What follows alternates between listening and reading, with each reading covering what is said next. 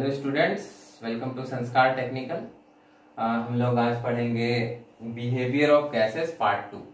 Part 1 में मैंने क्या बताया था, कुछ नियमों के बारे में बताया था जिसको गैसेस फॉलो करती हैं। आज मैं आपको एक बहुत इंपॉर्टेंट थियोरी है फिजिक्स का, गैसों का अनुगति सिद्धांत, इसके बारे में बताऊंगा। ज्यादा डिटेल में आपको नहीं पढ़ना है। और आदर्श गैस समीकरण के बारे में बताऊंगा। तो चलिए शुरू करते हैं। सबसे पहले गैसों के अनुगति सिद्धांत के बारे में बात करते हैं। गैसों का अनुगति सिद्धांत क्या है? गैसों के बारे में बताता है कि एक आइडियल जो गैस है, गैस क्या क्या उसमें गुण होते हैं। तो ये इसका पहला पॉइंट है कि ये कहता है कि जितने भी आपके गैस हैं वो एक ही प्रकार के अणु से बने होते हैं। सभी अणुओं का गुण समान होता है, ठीक है। और ये अणु जो हैं चारों तरफ हर वेग से घूमते रहते हैं। हर वेग से मतलब कोई अणु इधर जा रहा है, कोई अणु उधर जा रहा है, कोई अणु इधर जा रहा है, कोई सारे डायरेक्शन में अणु जा रहे हैं। और किसी का वेग है 1 मीटर पर सेकेंड, किसी का वेग है 2 मीटर पर सेकेंड, किसी का 3 मीटर पर सेकेंड, किसी का 40 मीटर पर सेकेंड, किसी का 400 मीटर पर सेकेंड, किसी का 1000, किसी का 10,000, इस तरह से अनंत तक। मतलब सारी पॉसिबल वेलोसिटीज से जो अणु है वो इधर उधर जा रहे हैं। फिर ये क्या बोलता है कि अणु जो है यानी कि मॉलिक्यूल्स एक दूसरे से टकराते भी हैं। और जब टकराते हैं तो इनका जो कलीजन होता है, अणुओं के बीच का टक्कर जो होता है वो इलास्टिक कलीजन होता है, यानी कि प्रत्यास्थ टक्कर। मैंने आपको प्रत्यास्थ अप्रत्यास्थ टक्कर के बारे में बता दिया है। इलास्टिक कलीजन यानी प्रत्यास्थ टक्कर किसको बोलते हैं? जिसमें ऑब्जेक्ट्स जब टकराती हैं तो उनका संवेग यानी मोमेंटम तो संरक्षित रहता ही है, साथ में गतिज ऊर्जा यानी काइनेटिक एनर्जी भी संरक्षित रहती है, यानी कंजर्व रहती है। टकराने से पहले जो काइनेटिक एनर्जी थी ऑब्जेक्ट्स की, टकराने के बाद भी वही रहती है। ये कब पॉसिबल है? जब टकराने वाली चीजें आपस में, मतलब टकराने वाली चीजें हार्ड हो या फिर इलास्टिक हो, ठीक है। जैसे कि आप प्लास्टिक का बॉल भी इवन फेंकते हैं तो फिर जिस वेग से टकराता है उसी वेग से वापस आता है। लेकिन आप ऐसी कोई चीज फेंके जो दब जाए तो दबी हुई ही रह जाए, लाइक कागज का टुकड़ा दबेगा तो दबा हुआ ही रह जाएगा। उसको बहुत जोर से फेंकेंगे लेकिन दब जाएगा, और तेजी से फेंकेंगे लेकिन स्लोली वापस आएगा। मान लीजिए कि बहुत ही ज्यादा अप्रत्यास्थ वस्तु है, गोबर फेंकिए तो वो चिपका हुआ ही रह जाएगा, ठीक है। मतलब गतिज ऊर्जा पूरा लॉस, पूरी खत्म। तो अणुओं के बीच का टक्कर कैसा होता है? इलास्टिक, ठीक है। अणु जो है वो इलास्टिक नेचर के होते हैं। उसके बाद अगला स्टेटमेंट इसका क्या है कि गैस, ये बहुत इंपॉर्टेंट है कि गैसों के मॉलिक्यूल्स के बीच कोई भी फोर्स ऑफ अट्रैक्शन या रिपल्सन, आकर्षण या प्रतिकर्षण बल कार्य नहीं करता है। इसलिए इनकी स्थितिज ऊर्जा भी जीरो होती है। एक बार एक क्वेश्चन पूछा गया था किसी ईयर में कि गैसों के अणुओं की स्थितिज ऊर्जा होती है, पोटेंशियल एनर्जी कितनी होती है? तो बीच में कोई फोर्स नहीं लग रहा है, इसलिए कोई पोटेंशियल एनर्जी नहीं होगी। Potential energy of the gases of the molecule is 0, ठीक है। उसके बाद नेक्स्ट स्टेटमेंट है, इसको पोस्टुलेट्स बोलते हैं। तो नेक्स्ट पोस्टुलेट है कि जो गैस के अणु होते हैं उनका आकार बहुत ही छोटा होता है। मतलब कि इस कमरे में कितने गैस के अणु होंगे, मॉलिक्यूल्स होंगे? अरबों खरबों। सभी को कलेक्ट करेंगे, एक जगह पे कलेक्ट कर लें तो उसका आयतन एकदम नहीं के बराबर होगा। सबको कलेक्ट भी कर लें तो नहीं के बराबर होगा। रूम का आयतन इतना है तो उसके सामने सभी अणुओं को कलेक्ट भी कर लें तो उनका आयतन एकदम छोटा होगा। यानी अणुओं का जो अपना खुद का आयतन है वो गैस जितना आयतन कवर कर रही है उसके मुकाबले नगण्य है, नेग्लिजिबल है। इसको थोड़ा फिगर से समझिए कि जैसे ये गैस है, इतने बड़े बर्तन में भरी हुई है, तो गैस का वॉल्यूम कितना है? ये पूरा गैस का वॉल्यूम है। लेकिन मॉलिक्यूल्स तो बहुत छोटे छोटे हैं और इधर उधर मूव कर रहे हैं और टकरा रहे हैं, ठीक है। तो इन मॉलिक्यूल्स को अगर हम एक जगह इकट्ठा कर लें तो बहुत थोड़ा सा जगह घेरेंगे, नहीं के बराबर, इतने छोटे ये मॉलिक्यूल्स होते हैं। उसके बाद इंपॉर्टेंट सारे कवर हो ही गए, बहुत सारे, टोटल 12 पोस्टुलेट्स होते हैं, किसी बुक में आपको 8 मिलेगा, ठीक है। एक और इंपॉर्टेंट पोस्टुलेट ये होता है कि ये जो है मॉलिक्यूल्स जिस बर्तन में रखे जाते हैं उसके दीवारों पर प्रेशर डालते हैं, ठीक है, प्रेशर लगा एक्सर्ट करते हैं, ये भी एक गुण है। तो जो गैसेस इन बातों को पूरी तरह से सेटिस्फाई करती हैं वो होती हैं आइडियल गैस, ठीक है। और ये आइडियल गैसेस कौन से नियम मैंने बताए थे, बॉयल के नियम, चार्ल्स का नियम, एवोगाड्रो का नियम, इन सब नियमों को फॉलो करती है। तो आगे आज हम लोग पढ़ेंगे आदर्श गैस समीकरण, आइडियल गैस इक्वेशन।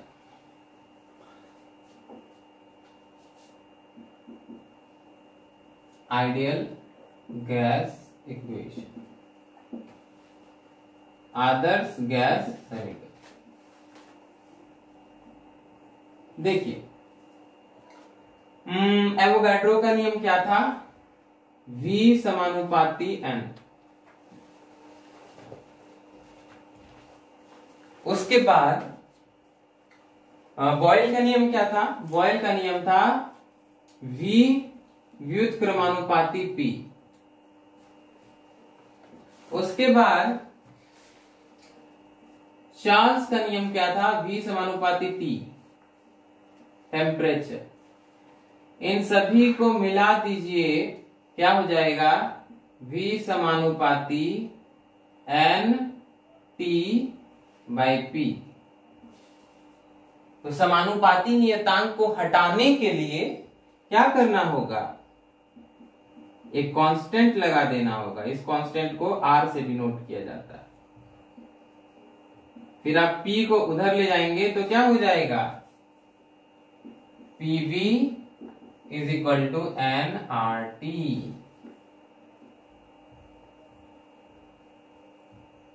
इसी को बोलते हैं आइडियल गैस इक्वेशन, जहां R क्या होता है, सार्वत्रिक गैस नियतांक।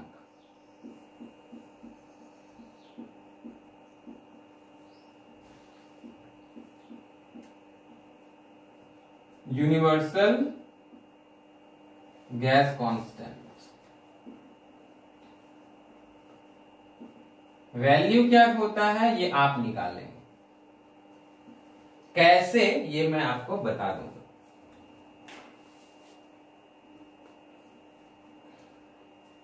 कैसे निकालना है,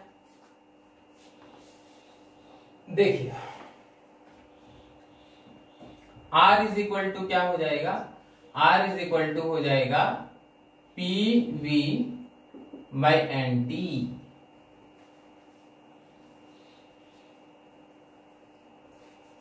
अब STP लीजिए, STP सिचुएशन मतलब स्टैंडर्ड टेम्परेचर एंड प्रेशर।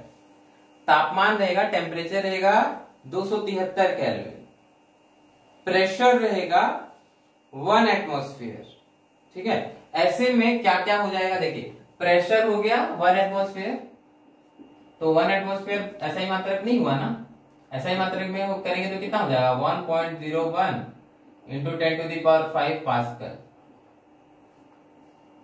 उसके बाद N ले लीजिए 1 मोल, N छोड़ी, पहले T की बात करते हैं हम लोग। T ले लिए हम लोग 273 केल्विन, एक्चुअली 0.15 होता है, आप कैलकुलेशन अपने हिसाब से कर लीजिए, चाहेंगे तो आप राउंड ऑफ भी कर सकते हैं 273 व्हाटएवर। अब ऐसे में STP पर अगर आप 1 मोल गैस ले लें, 1 मोल गैस ले लें तो उसका आयतन कितना होता है, 22.4 लीटर। पिछली वीडियो में मैंने बताया था कि अगर आप STP पर किसी भी गैस का 1 मोल लेते हैं तो उसका आयतन 22.4 लीटर होता है। इसको मीटर क्यूब में कन्वर्ट कर दीजिए। 1 लीटर इज इक्वल टू होता है, 1 litre is equal to 10⁻³ metre cube. तो 22.4 इंटू 10⁻³ मीटर क्यूब। तो R की वैल्यू के लिए ये सब पुट कर दीजिएगा, P का इतना, V का इतना, N का 1 और T का 273 पुट करके बताइएगा कि ये जो R है उसका वैल्यू क्या होता है। अगली वीडियो में, अगले क्लास में मैं आपको बता दूंगा कि R का वैल्यू कितना होता है।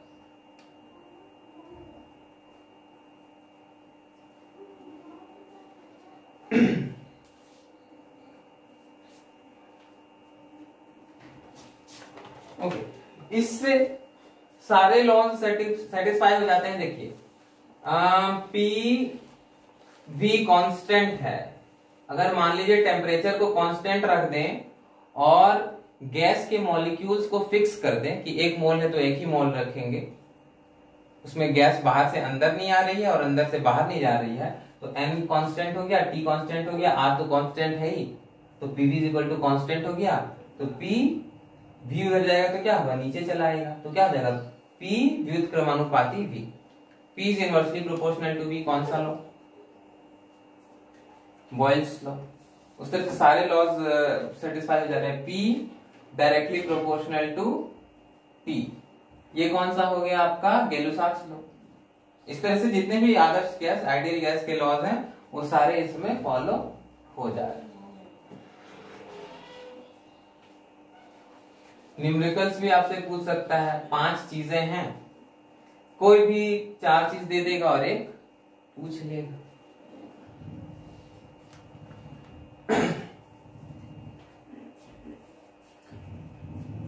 ये हो गया आइडियल गैस। अब हम लोग रियल गैस की बात करते हैं कि जो सच में जो गैसें होती हैं वो क्या इस नियम का पालन करती हैं। देखिए वास्तविक गैसें क्या है, जैसे कि आप P समानुपाती T, कौन सा नियम, गैलुसाक का नियम, तो उसका ग्राफ बनाइए।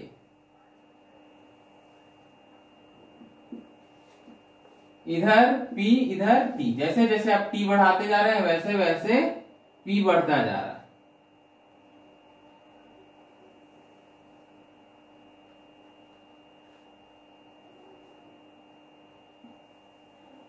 ठीक है, ये हो गया आदर्श गैस का ग्राफ।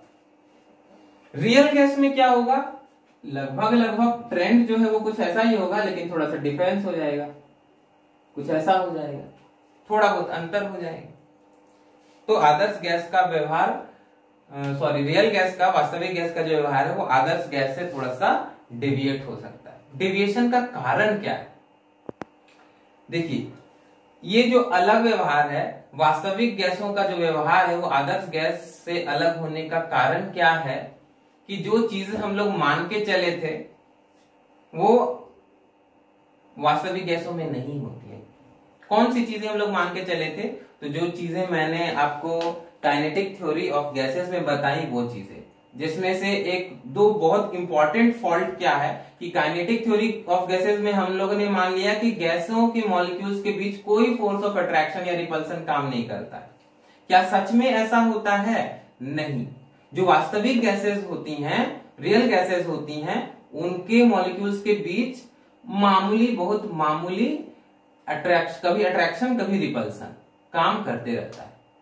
ठीक है, उसकी वजह से क्या होता है कि जितना प्रेशर हम लोग आइडियल गैस में एक्सपेक्ट करते हैं, रियल गैस में उससे थोड़ा सा ज्यादा प्रेशर होता है। और दूसरा गड़बड़ क्या है कि हम लोगों ने मान लिया कि किसी गैस में जो मॉलिक्यूल्स का अपना वॉल्यूम होता है, आयतन होता है, वो गैस के अपने पूरे आयतन के कंपैरेटिवली नेग्लिजिबल होता है। लेकिन रियल में ऐसा नहीं है। गैस के मॉलिक्यूल्स इतने भी छोटे नहीं होते हैं कि सारे मॉलिक्यूल्स को एक जगह पे कलेक्ट कर दें तो उनका वॉल्यूम एकदम से नेग्लिजिबल हो। ठीक है, तो ये दो चीजों की वजह से जो रियल गैसेस हैं वो आइडियल गैसेस से अलग बिहेव करते हैं। तो इसका मतलब ये हुआ कि रियल गैसेस ये वाला समीकरण फॉलो नहीं करेंगी। कौन सा समीकरण फॉलो करेंगी? ये डिराइव किया था वैन डर वाल ने, ठीक है, इसलिए उनके नाम पे इस समीकरण को कहा जाता है वैन डर वाल समीकरण, वैन डर वाल्स इक्वेशन।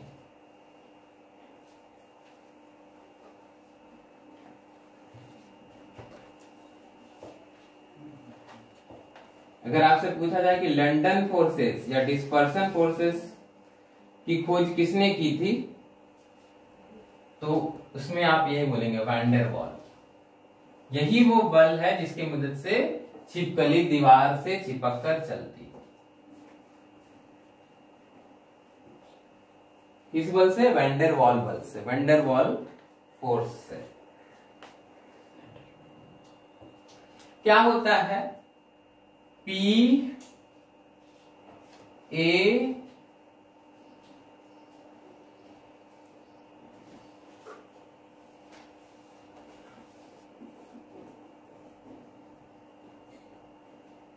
और V minus N B is equal to N R T. ये होता है रियल गैस इक्वेशन। जहां अब ये रियल गैस इक्वेशन हो गया, ठीक है, जहां ए और बी क्या है? वैन डर वाल कांस्टेंट। वैन डर वाल स्पेलिंग क्या होता है?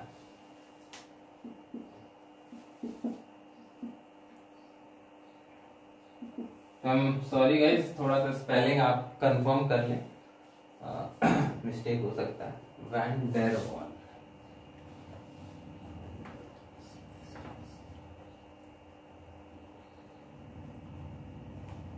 ये आपका प्रेशर को करेक्ट करता है और ये वॉल्यूम को करेक्ट करता है।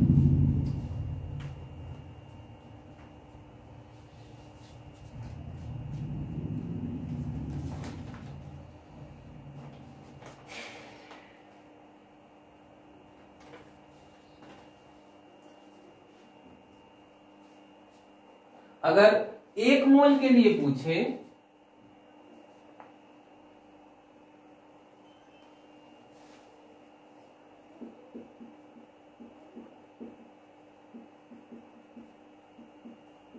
तो n को 1 पुट कर दीजिए, क्या हो जाएगा? P plus A by B square into V minus B is equal to R T.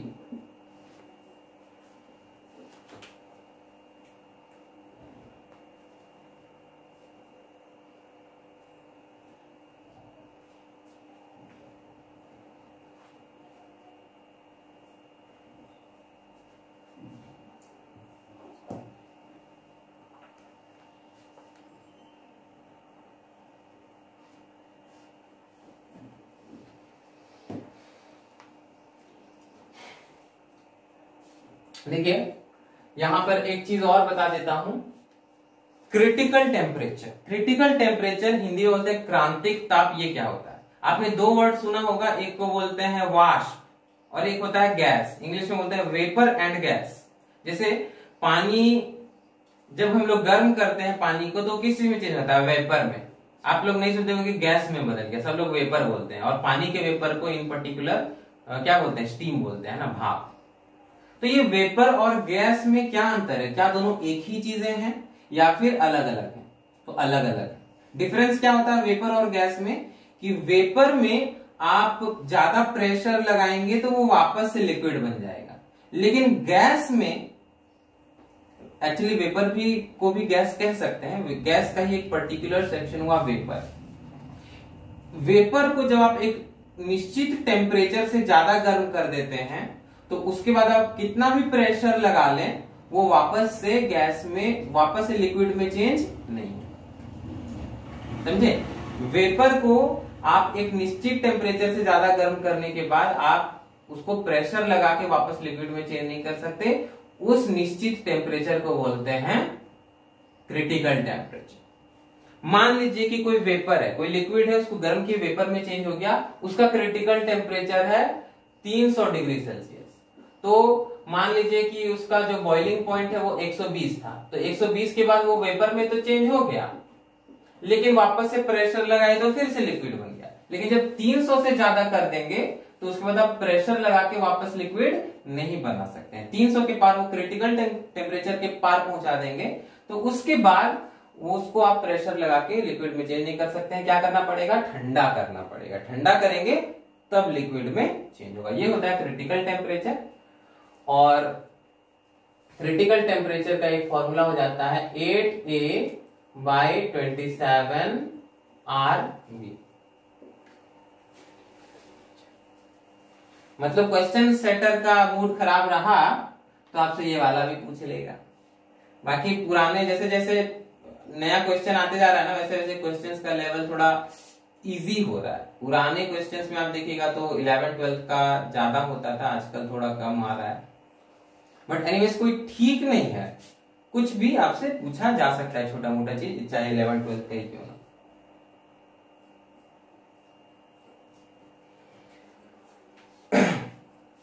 तो ideal gas equation, real gas equation इतना ही रखिए। उसके बाद दो चीजें और मैं आपको बताता हूं। इस एक नया नियम, दूसरा नियम है, इसको कहते हैं Dalton's law of partial pressure.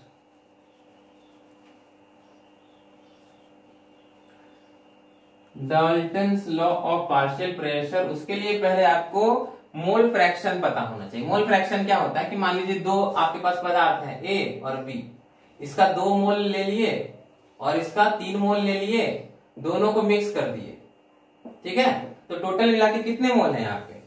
2 और 3 5 मोल, ठीक है। तो यहां पर ए का मोल फ्रैक्शन XA कितना होगा?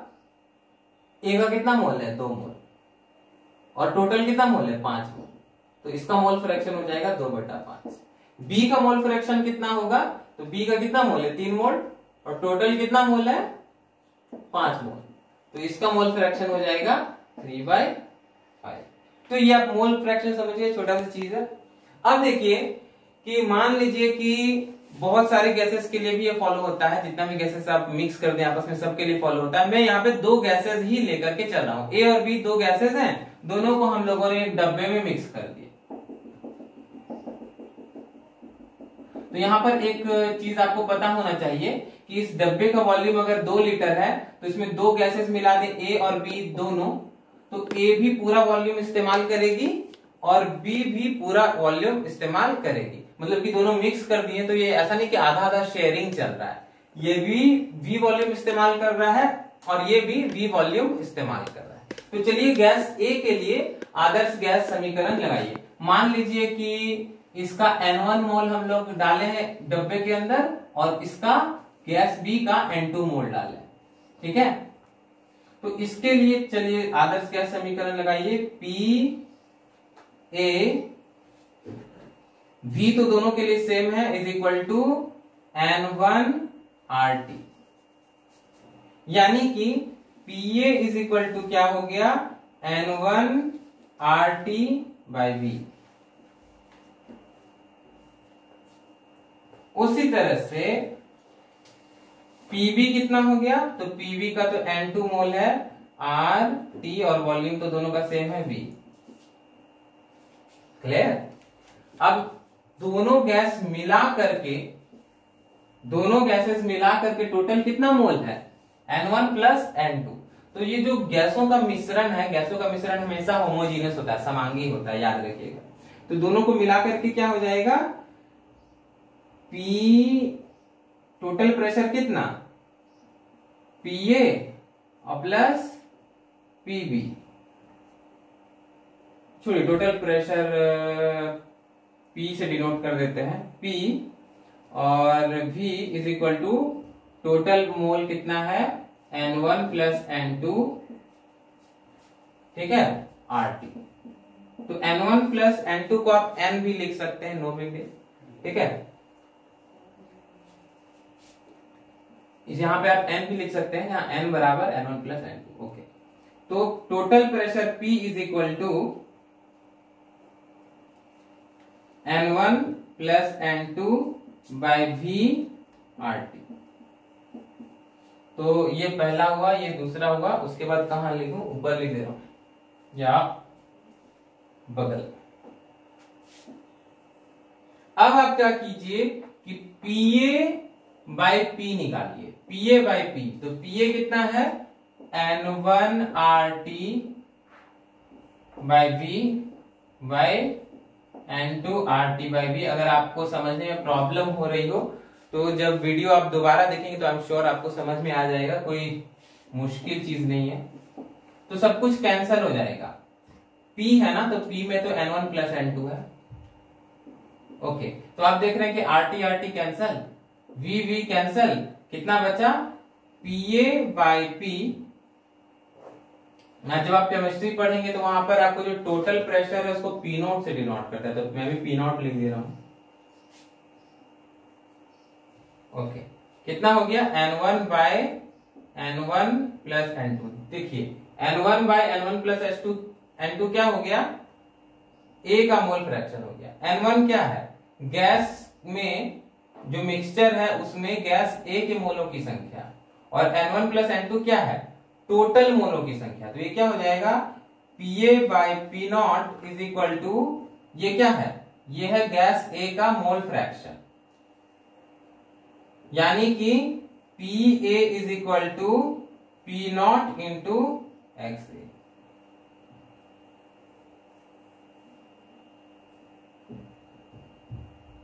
उसी तरह से PB इज इक्वल टू क्या हो जाएगा, PB इज इक्वल टू हो जाएगा P0 इंटू XB, यानी P0 इंटू B का mole fraction.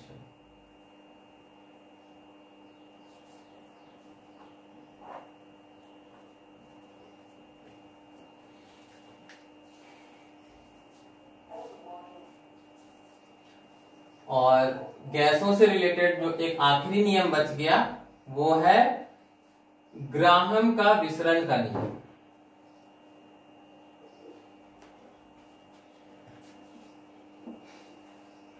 Grams law of diffusion. ये डिफ्यूजन क्या होता है, डिफ्यूजन होता है पार्टिकल्स का आपस में मिलना जुलना, घुलना। मान लीजिए आप दो गैसेस लेते हैं, एक में नाइट्रोजन ले लिया और दूसरे में हाइड्रोजन ले लिया, और इसकी जो ये जो बीकर है इसके ऊपर उलट दिया, तो ये दोनों गैसेस एकदम यूनिफॉर्मली मिक्स हो जाएंगी। ये जो मिक्स होने का प्रोसेस है उसको ही बोलते हैं विसरण। अब ये विसरण होने में थोड़ा सा टाइम लगता है, ठीक है। तो ग्राहम लॉ ऑफ डिफ्यूजन जो है, ये जो विसरण यानी कि डिफ्यूजन का प्रोसेस है उसके स्पीड के बारे में बताता है कि कितनी तेजी से होगा।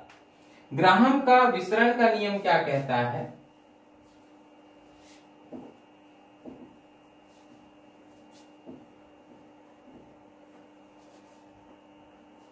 कि गैसों के विसरण की दर उनके घनत्व के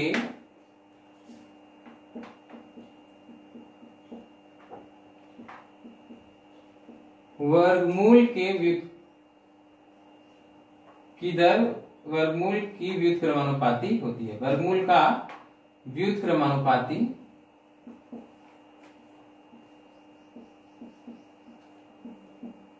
होती है, यानी the rate of diffusion of a gas is inversely proportional to the square root of the density of that gas।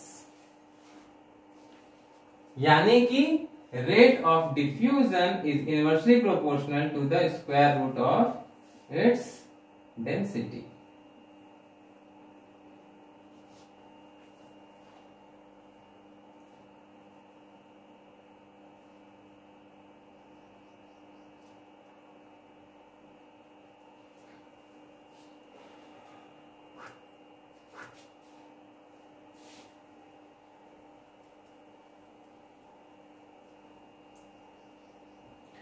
तो आई गेस वीडियो लंबी हो रही होगी थोड़ा।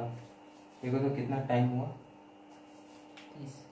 30। ओके, तो बस इसको खत्म कर लेते हैं। देखिए, इसका मतलब ये हुआ कि दो गैसेस हैं, एक का रेट ऑफ डिफ्यूजन है R1 जो कि उसकी डेंसिटी के स्क्वायर रूट का इनवर्सली प्रोपोर्शनल है, एक दूसरा गैस है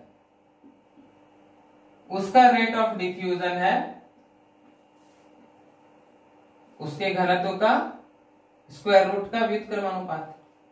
तो इस हिसाब से अगर आप देखेंगे तो इनके जो रेट ऑफ डिफ्यूजन है उनका रेशियो क्या हो जाएगा, अंडर रूट ρ2 ऊपर चला जाएगा ρ2 बाय ρ1। आप डिवाइड करेंगे तो आपको इतना डिवाइड तो आता ही होगा, ये ऊपर चला जाएगा, ये तो नीचे है ही, ये हो जाएगा। इस तरह से भी लिख सकते हैं, लेकिन क्वेश्चन कहां से पूछेगा, इस तरह से पूछेगा। देखिए,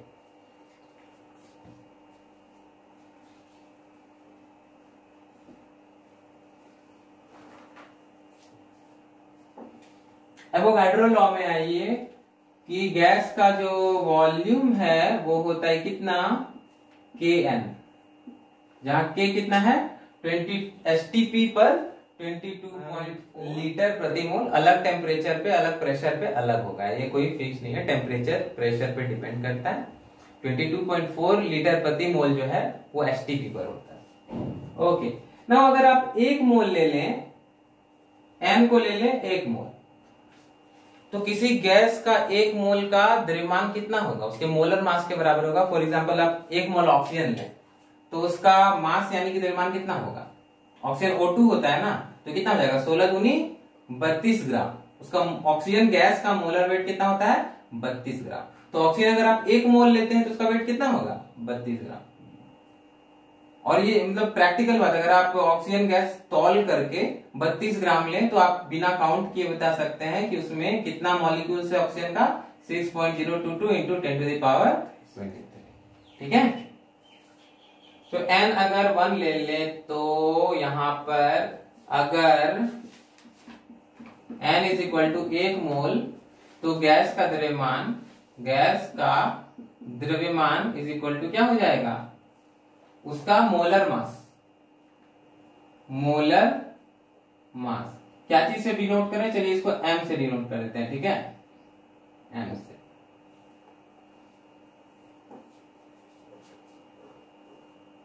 तो जब आप गैस का एक मोल लेते हैं तो उसका मास कितना हो जाता है m के बराबर, मोलर मास के बराबर, और उसका वॉल्यूम हो जाता है, इसको 1 पुट कर दीजिएगा तो वॉल्यूम कितना हो जाएगा, इसको 1 पुट कर दीजिएगा तो हो जाएगा V is equal to K।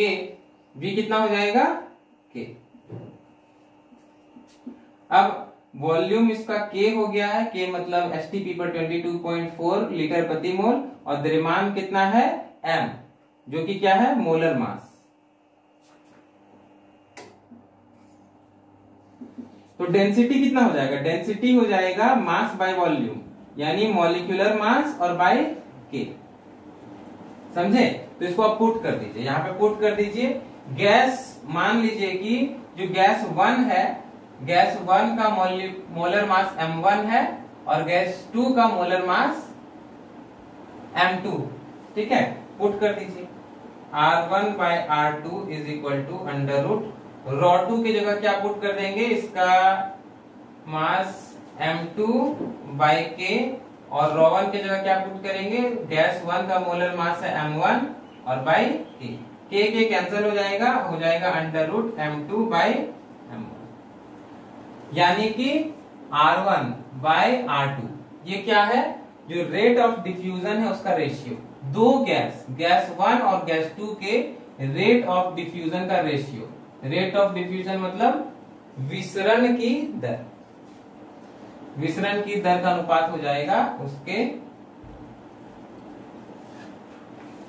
Molar masses का रेशियो का रूट के बराबर। ध्यान दीजिएगा, यहाँ R में 1 ऊपर है और M में 1 नीचे है। इससे आपको ये डायरेक्टली पता चल गया कि जिस गैस का मोलर मास जितना ज्यादा होगा उसका रेट ऑफ डिफ्यूजन उतना ही कम होगा। तो अब ये बताइए कि हाइड्रोजन में डिफ्यूजन ज्यादा होगा या फिर ऑक्सीजन में ज्यादा होगा? तो किसका मोलर मास ज्यादा है? हाइड्रोजन का मोलर मास 2 ग्राम, ऑक्सीजन का मोलर मास 32 ग्राम। 2 मॉलिक्यूल 2 एटम होता है ना, इसलिए 16 दूनी 32 ग्राम। तो जिसका मोलर मास ज्यादा उसका रेट ऑफ डिफ्यूजन कम। तो यहां पर हाइड्रोजन का डिफ्यूजन ज्यादा होगा, ऑक्सीजन का डिफ्यूजन कम होगा। तो आज के वीडियो में इतना ही रखते हैं। Have a nice day.